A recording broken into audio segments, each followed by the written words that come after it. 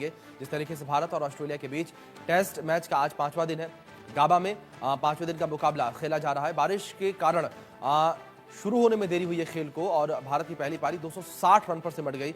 मनोज जी, सीधा मैं आपका रुख करूंगा और जिस तरीके से पूरा मुकाबला हमने देखा शुरू से लेकर अंत तक लेकर बात करें, 5वें दिन का खेल अभी चल रहा है, किस तरीके से आप पहली नजर में इस मुकाबले को देखते हैं? 260 रन पर केवल सिमट गई भारतीय टीम, उसमें भी अगर जो अंतिम हमारी साझेदारी थी 9वें और 10वें विकेट के लिए, शायद अगर वो साझेदारी ना होती तो ये स्कोर भी ना होता।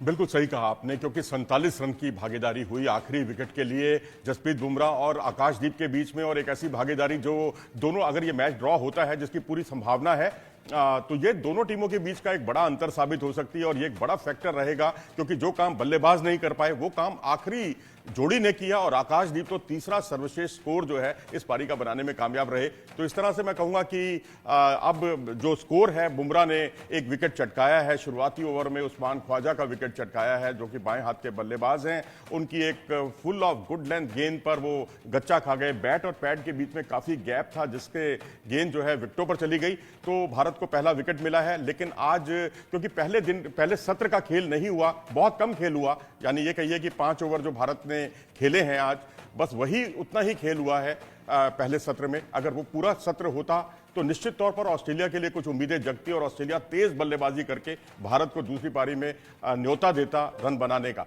लेकिन वो नहीं हो सका। तो इसलिए स्थितियां अब काफी अनुकूल हैं और भारत अब अगले 2 मैचों के बारे में सोच सकता है। जी, लेकिन 5वें दिन का मुकाबला शुरू हो चुका है। ऑस्ट्रेलिया अपनी दूसरी पारी खेल रही है। ऑस्ट्रेलिया का भी एक विकेट गिर चुका है। फिलहाल जो आप तस्वीरें देख पा रहे हैं मनोज जी, क्या लगता है आपको भारतीय टीम यहां पर इस मुकाबले को ड्रॉ करवाने में सफल होगी? क्योंकि किसी भी टीम की जीत यहां पर काफी मुश्किल लगती है।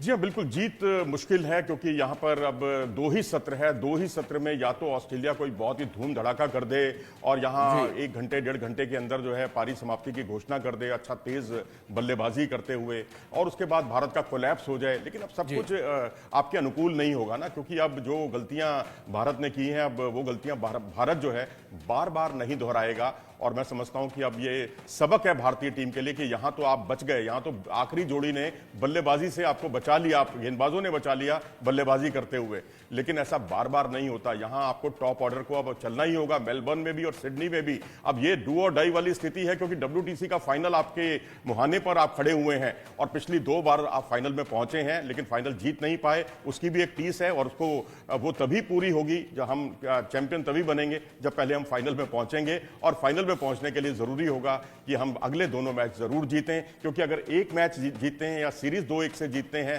तो फिर आपको दूसरी टीमों के परिणाम पर निर्भर रहना पड़ेगा। जी मनोज जी, लेकिन जिस तरीके से रविंद्र जडेजा की परफॉर्मेंस रही है उसको भी नजरअंदाज नहीं किया जा सकता।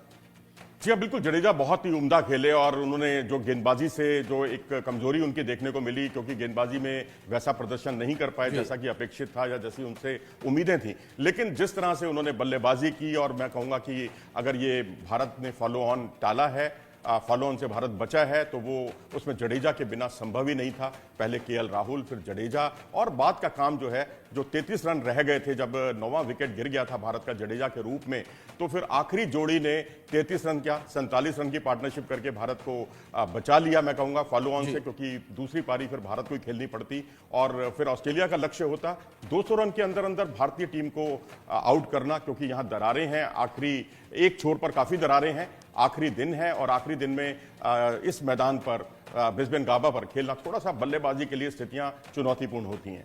जी, और दूसरी ओर मनोज, अगर भारतीय टीम के बल्लेबाजी को लेकर बात की जाए, किस तरीके से आप भारतीय टीम के बल्लेबाजी को देखते हैं? इस पूरी सीरीज को लेकर मैं बात कर रहा हूं, क्योंकि पहला मुकाबला भले हम जीते, दूसरा मुकाबला हम हार गए और तीसरा मुकाबला भी एक तरीके से कह सकते हैं कि हारते हारते हम बचे हैं। ड्रॉ की तरफ मुकाबला बढ़ रहा है, ये उम्मीद की जा रही है कि मुकाबला ड्रॉ ही होगा, लेकिन ये कहना गलत नहीं होगा कि हम हारते हारते बचे हैं। बिल्कुल सही कहा आपने, और क्योंकि इसके लिए आपको जरूरी है कि जो बल्लेबाज बिल्कुल नहीं चल पा रहे हैं उनको चलना होगा। आप बल्लेबाज हैं और आपसे रनों की दरकार है, और विराट कोहली एक सेंचुरी बनाकर ही शांत हो गए। शुभमन गिल को देखें, उनका बल्ला बिल्कुल नहीं चल रहा, वो एक ही तरीके से आउट हो रहे हैं। यशस्वी जायसवाल 161 रन की एक पारी छोड़ दें तो बाद में बाकियों में 2 तो उनके शून्य हैं, बिल्कुल चल नहीं पा रहे हैं। रोहित शर्मा जो पिछली 13 पारियां अगर आप देखें तो सिर्फ एक हाफ सेंचुरी है, 13 से भी नीचे का उनका औसत है। तो ये सारी चीजें बहुत अनुकूल नहीं है। आप ऑस्ट्रेलिया में 3 टेस्ट मैच खेल लिए हैं, आप हारे नहीं हैं, यानी सीरीज में 1 मैच हारे हैं, लेकिन ओवरऑल अभी आप सीरीज जो है 1-1 से बराबरी पर है। तो इससे यह जाहिर होता है कि अभी आपको वो झटका लगा नहीं है। अगर यही सिलसिला रहा तो झटका लगते देर नहीं लगेगी, तो बेहतर होगा कि झटका लगने से पहले आप संभल जाएं, पुरानी गलतियों से जो है बचें। और रोहित शर्मा के लिए मैं खास तौर पर कहना चाहूंगा कि रोहित शर्मा जिस तरह से आपने एडिलेड में देखा, क्रीज के बाहर खड़े होकर वो बल्लेबाजी कर रहे थे, उनका जो पिछला पांव था वो पॉपिंग क्रीज को छू रहा था, और उसके बाद ब्रिस्बेन में उन्होंने स्ट्रेटजी बदली, थोड़ा सा अंदर की तरफ आए वो खेलने के लिए, लेकिन दोनों ही बार उनकी जो स्थितियां थी, पैरों की मूवमेंट ही उनकी बिल्कुल गायब हो गई है, हाथों की मूवमेंट उनकी बहुत तेज है। अब हाथों की मूवमेंट अगर तेज होती है तो आप वनडे या सफेद बॉल जो क्रिकेट है या T20 क्रिकेट है या वनडे है, वहां तो आप खेल सकते हैं, चल जाता है, लेकिन टेस्ट क्रिकेट में ऐसा नहीं चलता। पैरों का चलना बहुत जरूरी है। अगर ये बदस्तूर इन स्थितियों पर काबू नहीं पाया गया, कंट्रोल नहीं किया गया, तो मुझे बहुत खतरा लग रहा है भारतीय टीम का अगले राउंड में यानी फाइनल के लिए क्वालिफाई कर पाना। जी मनोज जी, अगर चौथे टेस्ट मुकाबले को लेकर बात की जाए तो ऐसी क्या अपेक्षा रखते हैं आपकी टीम में बदलाव हो? देखिए, बदलाव का जहां तक सवाल है, ये बड़ा जो रोहित शर्मा के जो फैंस हैं वो कृपया मुझे माफ करें ये कहने के लिए, क्योंकि अब जो है आपको खिलाड़ी के स्टेटस को ध्यान नहीं रखना, अब आपको देखना है कि डू और डाई की स्थिति है। यहां अगर नहीं किसी खिलाड़ी का बल्ला नहीं चल पा रहा तो उसको बार बार आजमाने की जरूरत नहीं है, क्योंकि बांग्लादेश की सीरीज उनकी खराब गई, उसके बाद न्यूजीलैंड की सीरीज उनकी खराब गई, ऑस्ट्रेलिया की सीरीज जो चल रही है यहां उनकी सीरीज खराब गई। तो मैं तो कहूंगा तुरंत प्रभाव से ध्रुव जुरेल को टीम में रखें, जिन्होंने ठीक है एक मैच में वो भी नहीं चले थे, लेकिन ऑस्ट्रेलिया ए के खिलाफ इंडिया ए की तरफ से खेलते हुए दोनों पारियों में उन्होंने हाफ सेंचुरी बनाई। ऑस्ट्रेलिया की कंडीशन से भी वो वाकिफ हैं। बिना देरी किए अगले मैच में मैं समझता हूं, क्योंकि बड़ा प्लेयर जो है उसको बाहर नहीं किया जाता, उसको इंजरी की बात कह के बाहर किया जाता है, तो मैं समझता हूं कहीं भी उनको इंजरी दिखाकर आप बाहर करें और इस वक्त ध्रुव जुरेल को टीम में शामिल करें। और दूसरा बदलाव जो है मैं समझता हूं प्रसिद्ध कृष्णा को आप खिला सकते हैं सिराज की जगह पर, या फिर नीतीश रेड्डी की जगह पर, किसी एक की जगह खिला सकते हैं, लेकिन रेड्डी की जगह खिलाएंगे तो बल्लेबाजी से आपको कंप्रोमाइज करना पड़ेगा। लेकिन अब प्रसिद्ध कृष्णा भी बल्लेबाजी करने लगे हैं, क्योंकि जो ऑस्ट्रेलिया ए के खिलाफ उन्होंने जो गेंदबाजी की, बल्लेबाजी की, लोअर ऑर्डर में अच्छी उपयोगी बल्लेबाजी की और गेंदबाजी में उन्होंने 6 विकेट भी चटकाए थे। तो मैं समझता हूं ये 2 बदलाव, संभावित बदलाव मैं देख रहा हूं अगले मैच के लिए। जी, अगर टॉप ऑर्डर को लेकर बात की जाए, क्या आपको लगता है कि टॉप ऑर्डर भारतीय टीम का ठीक है? जिस तरीके से शुभमन गिल को लेकर जिक्र किया हमने, यशस्वी जायसवाल को लेकर जिक्र किया, विराट कोहली को लेकर हमने जिक्र किया, ऋषभ पंत को लेकर बात की जाए, कोई भी बल्लेबाज उस तरीके से परफॉर्म करता नजर नहीं आया। एक लय जो हम देखते हैं वो लय किसी भी बल्लेबाज की देखने को नहीं मिली पूरी सीरीज में। जी हाँ, बिल्कुल ठीक कहा आपने, क्योंकि कागजों पर तो ये सारे नाम अगर आप देखेंगे, शुभमन गिल, विराट कोहली, यशस्वी जायसवाल, सभी एक से बढ़कर एक नाम है, लेकिन अगर आप कंसिस्टेंसी देखेंगे तो उसमें हम बिल्कुल ही जीरो साबित हुए हैं। गनीमत है कि 3 मैच ऑस्ट्रेलिया में हो चुके हैं और हम सीरीज में भी 1-1 से बराबरी पर हैं और बिना आपकी बल्लेबाजी चले हुए। और लोअर ऑर्डर कब तक आपका साथ निभाता रहेगा? यहां तो जडेजा चल गए, या ये कहिए कि नीतीश रेड्डी आपके लोअर ऑर्डर में आकर रन बना देते हैं, और बीच में एक पारी विराट की अच्छी रहती है, एक पारी यशस्वी की अच्छी रहती है, और कंसिस्टेंसी बिल्कुल गायब हो रही है। और तो और गेंदबाजी का भी यही हाल है, गेंदबाजी में भी आपके पास विकेट टेकिंग बॉलर नहीं है एक बुमराह को छोड़कर।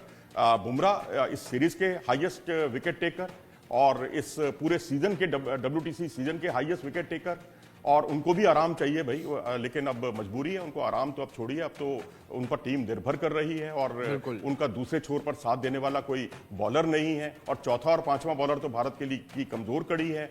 तो बड़े आश्चर्य की बात हो रही है कि ये सब विपरीत परिस्थितियों में भी आप सीरीज में अभी तक बराबर हैं, पीछे नहीं। जी, अब अगर वर्ल्ड टेस्ट चैंपियनशिप के फाइनल मुकाबले को लेकर बात की जाए मनोज जी, तो WTC के फाइनल को लेकर जो रहा है वो किस तरीके से? Mister, hand me that, quick. Deals पहले, बाकी सब बाद में। Flipkart Big Saving Days. Shaving discomfort? Never again. My Gillette Mark III has 3 facial adaptive blades that give a shave so comfortable, it feels like floating. Gillette, the best a man can get. Gillette Mark III, zero effort shaving. Qualify नहीं कर पाएंगे। और वहीं south Africa number 1 पर बना हुआ है इस समय, और साउथ अफ्रीका को अब पाकिस्तान से महज एक मैच खेलना है और वो भी अपने देश में खेलना है, और पाकिस्तान रैंकिंग में 7वें स्थान पर लुढ़क गया है। तो ऐसी स्थिति में साउथ अफ्रीका के लिए स्थितियां अनुकूल हैं, ऑस्ट्रेलिया के लिए और भारत के लिए स्थितियां अभी पेचीदा बनी हुई हैं। जी मनोज जी, दूसरी ओर मतलब ये समझा जाए कि भारतीय टीम को किसी भी हाल में ऑस्ट्रेलिया को अगले 2 मुकाबले जीतने से रोकना है, और जिसमें से एक मुकाबला किसी भी सूरत पर भारत को जीतना है और दूसरा ड्रॉ करवाना है। जी हाँ, बिल्कुल। तब भी आपको जो है ना परिणाम जो है फिर श्रीलंका के मैच पर आपको निर्भर रहना पड़ेगा। अपने दम पर तो आपको दोनों ही मैच जीतने होंगे, क्योंकि अभी तक आप सीरीज में आगे नहीं है, बढ़त आपने नहीं बनाई है। तो आपको गेंदबाजी बल्लेबाजी दोनों में ही हमारी हालत किसी से छुपी नहीं है। ये तो मैच बच गया आपका, नहीं तो यहाँ पर गेंदबाजों में जसप्रीत बुमराह जो है अकेले पड़ते हुए दिख रहे हैं, बल्लेबाजों में हमारे पास केएल राहुल अकेले पड़ते हुए दिख रहे हैं, थोड़ा बहुत उन्हें लोअर ऑर्डर का साथ मिल जाता है, बीच में जडेजा थोड़े बहुत जिस तरह से उन्होंने रन बनाकर भारत की इज्जत, भारत के ऊपर से खतरा टाला है। तो मैं समझता हूं कि हर बार लोअर ऑर्डर काम नहीं आएगा, हर बार लोअर ऑर्डर से हम उम्मीद करें और टॉप ऑर्डर जो है इसी तरीके से अपने विकेट फेंकता जाए या आत्मसमर्पण करता रहे, तो फिर स्थितियां मुश्किल हैं, चुनौतीपूर्ण है, असंभव कुछ नहीं है। हर रात के बाद सुबह होती है, तो उम्मीद कीजिए कि अब जल्दी ही सुबह मेलबर्न में आएगी, और मेलबर्न भारत का लकी ग्राउंड है, क्योंकि वहां भारत जो है 2021 में भी जीता, 2018 में भी जीता। अजिंक्य रहाणे ने पिछली बार सेंचुरी बनाई थी यहाँ पर, एक मौके पर वो सेंचुरी बना चुके हैं। 2014 में भी भारत जो है ड्रॉ कराने में सफल रहा, लेकिन जो अगला मैच उससे होगा सिडनी में, वहां स्थितियां जो है बल्लेबाजी के अनुकूल होती हैं, वहां मैच ड्रॉ ज्यादा होते हैं। तो इसलिए मेलबर्न जीतिए और फिर सिडनी के बारे में भी कुछ सोचें कि थोड़ा आक्रामक खेलकर मैच को जीतें। बिल्कुल मनोज जी, आक्रामक खेलकर मुकाबला जीतना होगा। अब देखना दिलचस्प यहाँ ये रहेगा कि भारतीय टीम अगले 2 मुकाबलों में किस तरीके से परफॉर्म करती है और किस तरीके से WTC के फाइनल में पहुंचती है, और फाइनल में पहुंचकर जो हार की दरकार है उसको दूर किस तरीके से करती है। मनोज जी, फिलहाल बहुत शुक्रिया आपका जुड़ने के लिए और इन तमाम जानकारियों के लिए भी।